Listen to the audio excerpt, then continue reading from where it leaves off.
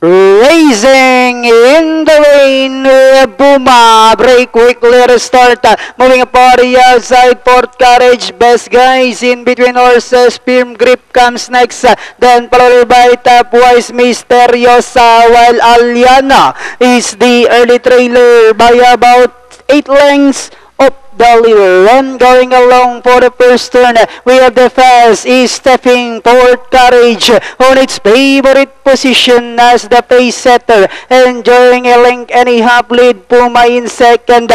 Best guys is on the outside third, then 4 lengths back in third. Now is Aliana moving upon the outside. Misteriosa, firm grip. Tapwise comes next.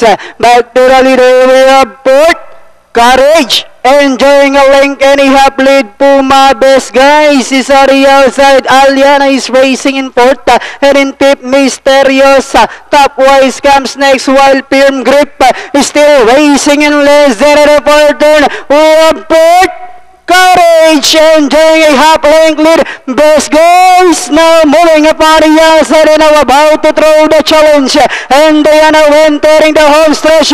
Port Courage, best guys is on the outside. Port Courage, best guys is on the outside, but it's still Port Courage, best guys. Aliana is running by the rail third, last 100 meters.